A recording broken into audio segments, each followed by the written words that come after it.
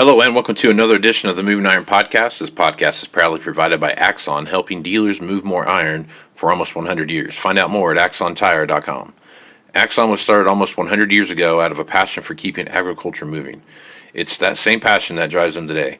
With a vision for a better experience for both farmer and dealer, they set out to create a better way to move more iron.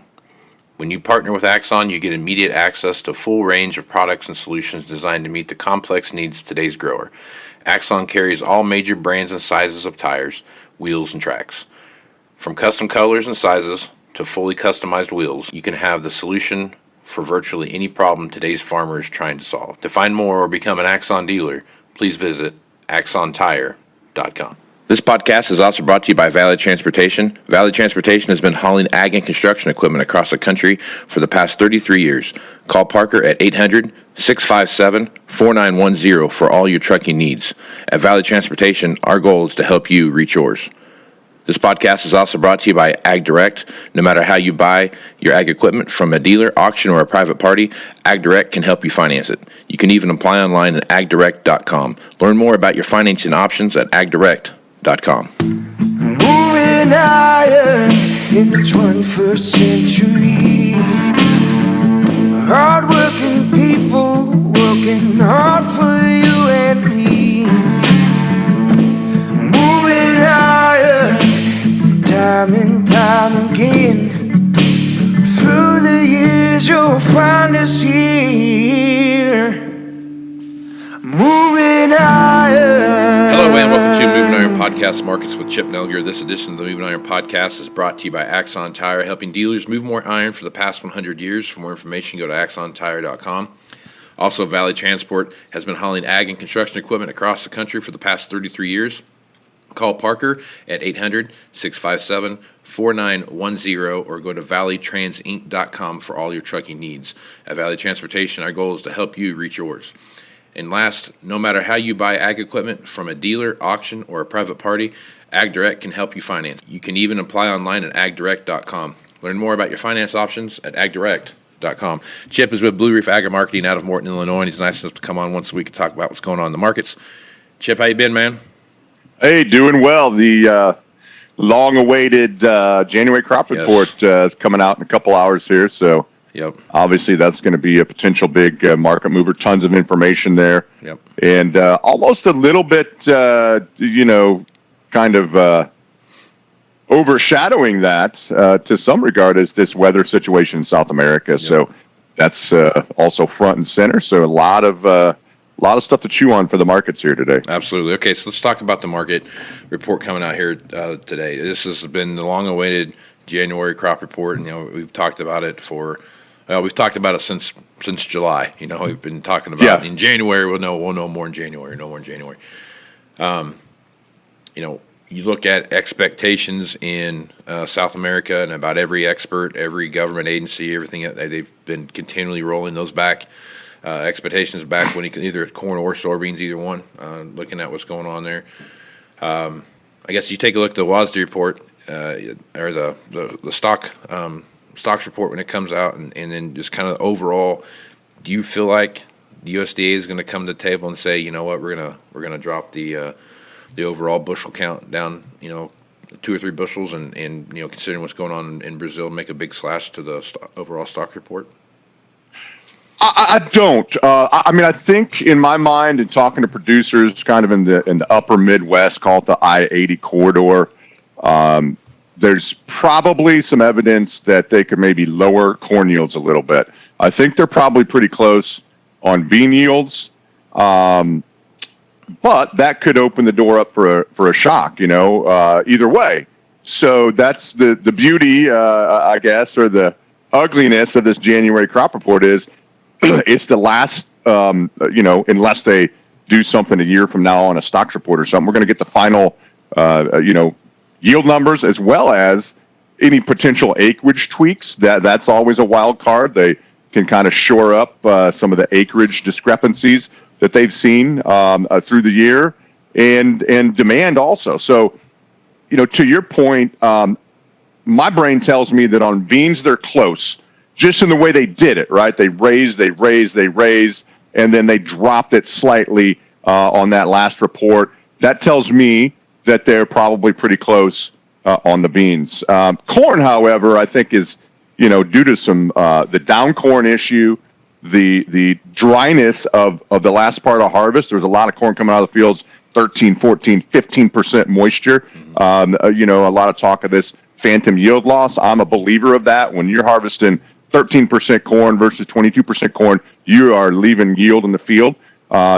More down corn than normal. We had a lot of tar spot issues as well that took some top end yield off, and that expanded actually from a year ago, and seems to be at least in Illinois moving from north to south and expanding that area, even pushing now into parts of Indiana as well.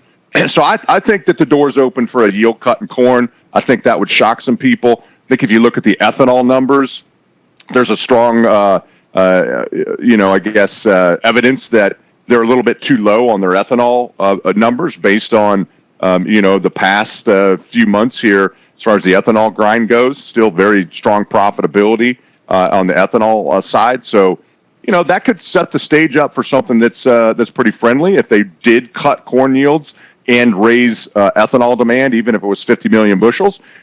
That's just my gut, and I am not a very good predictor historically of what the USDA is going to do. So I'll put that out for fair warning for everyone.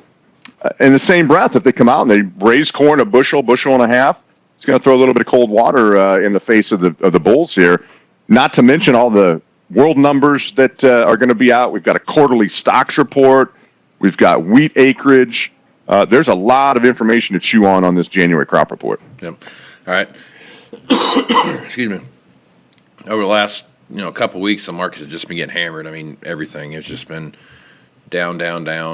Even the volatility is kind of wavered towards the downside of the volatility. So a lot of stuff going on in the world right now. When you look around, I mean, Russia and this whole Ukraine thing and Kazakhstan, and you've got drought situations all over, just geopolitical and weather stuff kind of all smashing together.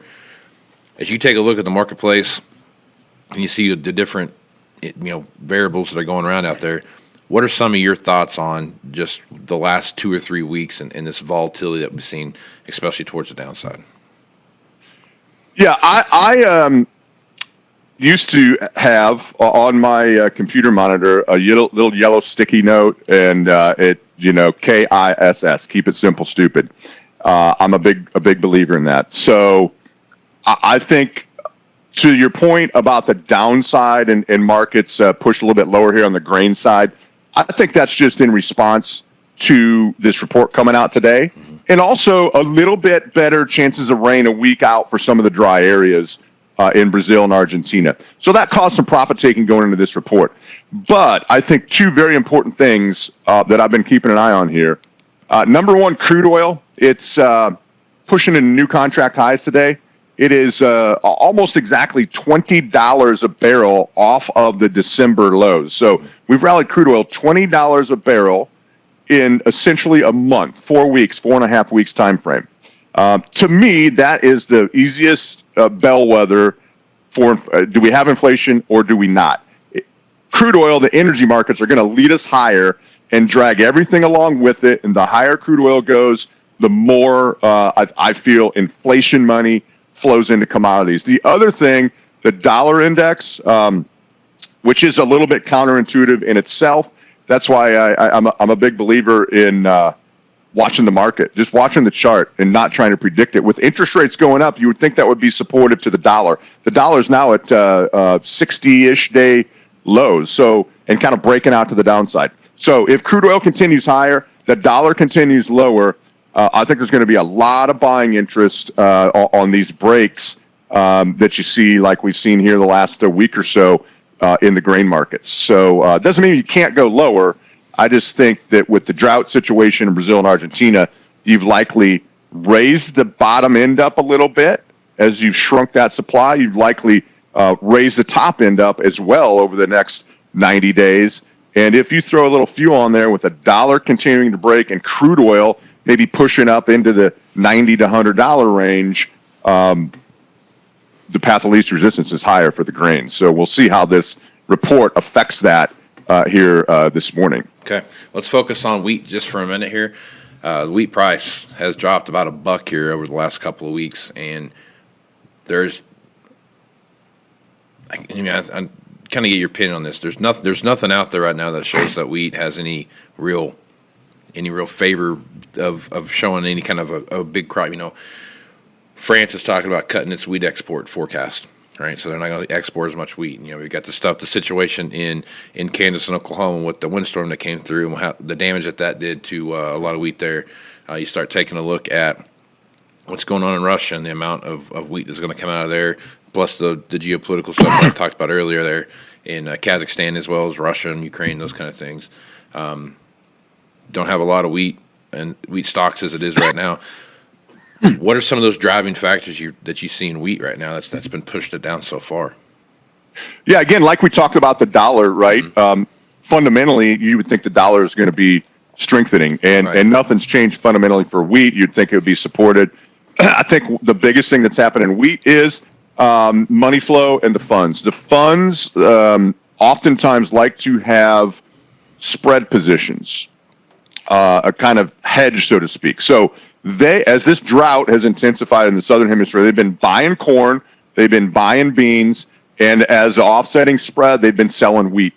Not from a fundamental standpoint, just to have something against them to protect themselves just a little bit if something happens geopolitically or black swan type thing, stock market, economy related, and everything goes lower. Wheat's likely going to be the one that leads the way, helps them offset maybe some of their losses. Also, it's a leverage thing because spread margins for spreads is less than outright, long short positions, and so these funds can get more leverage and a bigger position built up if they spread something. Well, the kind of redheaded stepchild, so to speak, of the grain complex here is the wheat market.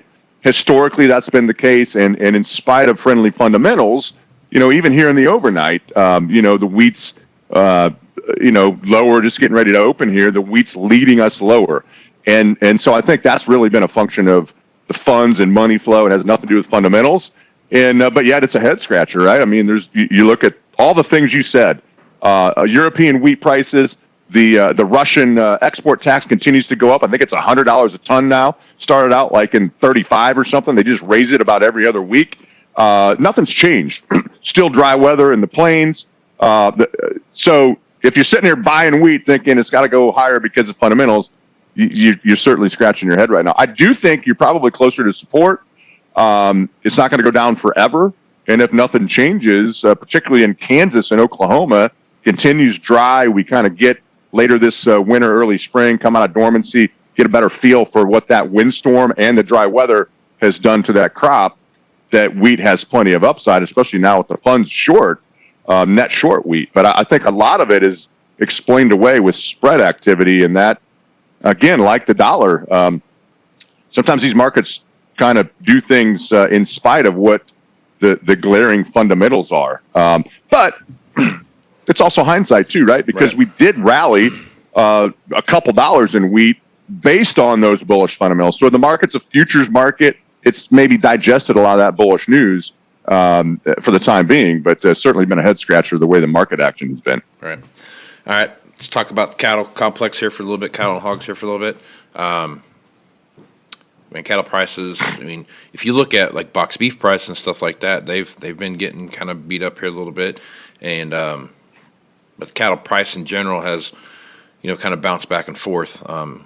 The live cattle kind of bounced back and forth. So I guess you take a look at that cattle market there, and then, all this pressure you're hearing from, the government's going to start its own feedlot and it's going to start doing its own butchering and everything else to help manage some of this competition and those kind of things that are out there.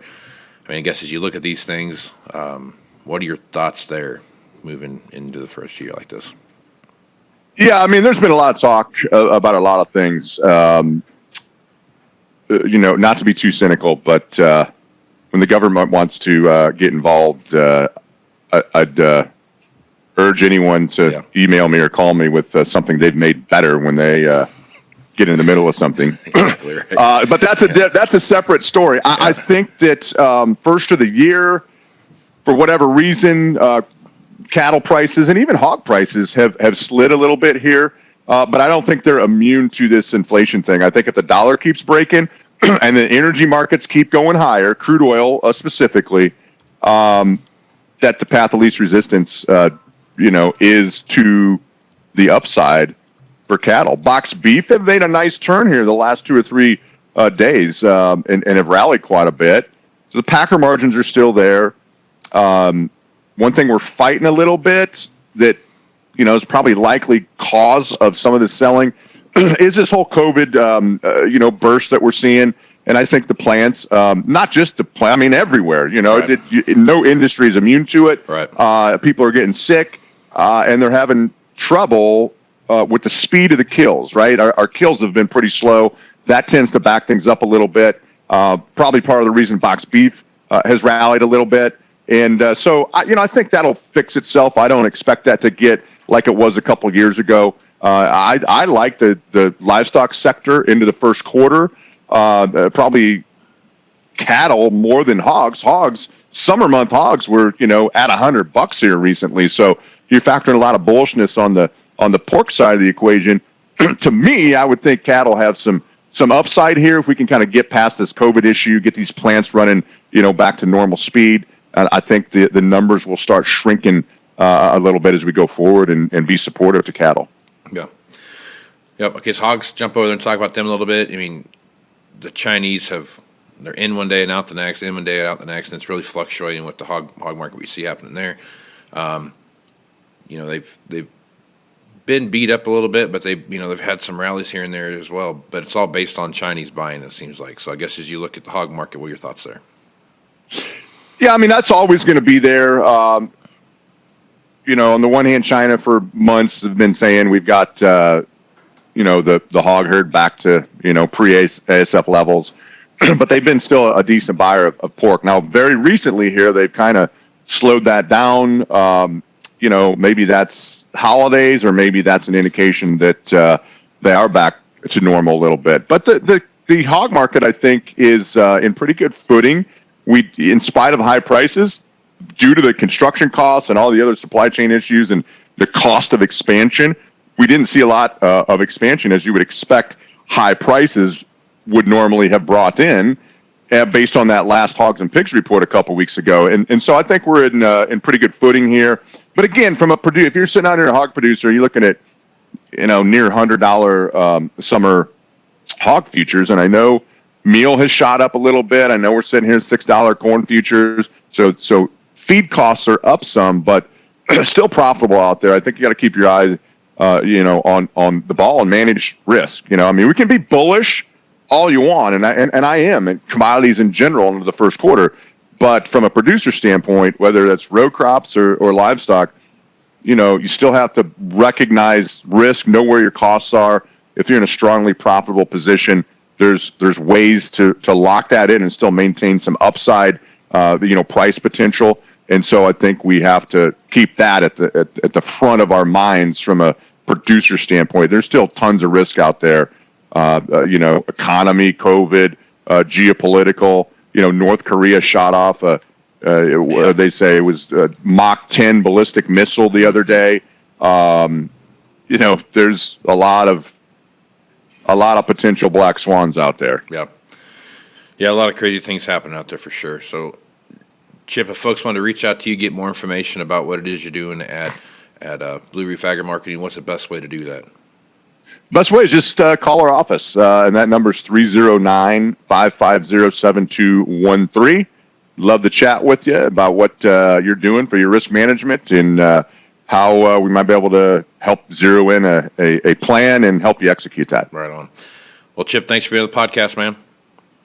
You bet. Thanks for having me on. Tighten your seatbelts. A couple hours here are going to get very interesting with these reports. Yeah, I was trying to find the report last night, and oddly enough, I couldn't find it. So it's because it's out today. So it's good stuff there. So If you want to find me on Facebook, Twitter, and Instagram at MovingIronLLC.com. That's where you find the latest editions of the Moving Iron Podcast. Also go to MovingIronLLC.com for everything Moving Iron related. If you're looking for information about the Moving Iron Summit coming up here in Nashville, Tennessee, September 6th, 7th, and 8th, that will be up on the website here directly with all the information as far as rooms and those kind of stuff goes. So with that, I am Casey Seymour with Chip Nellinger. Let's move some iron, folks. Out. You want to have a meaningful competitive advantage to help sell more equipment. Whether you represent the sales, parts, or management department of an implement dealership, there's a surprising amount of complexity when it comes to tire, wheel, and track technology. Let Axon worry about that so you can get back to supporting your customers. Axon has leveraged years of experience to create a streamlined process that gives you a proven path to help today's grower and sell more equipment. The roots of their organization go back almost 100 years to the invention of the rubber tractor tire. Supporting agriculture is the number one driver of Axon, from product development through sales and service. To find more or become an Axon dealer, head over to axontire.com. This podcast is also brought to you by Valley Transportation. Valley Transportation has been hauling ag and construction equipment across the country for the past 33 years. Call Parker at 800-657-4910 for all your trucking needs. At Valley Transportation, our goal is to help you reach yours. This podcast is also brought to you by Ag Direct. No matter how you buy your ag equipment, from a dealer, auction, or a private party, Ag Direct can help you finance it. You can even apply online at agdirect.com. Learn more about your financing options at agdirect.com. Moving higher in the 21st century. Hard-working people working hard for you and me. Moving higher, time and time again. Through the years you'll find us here. Moving higher.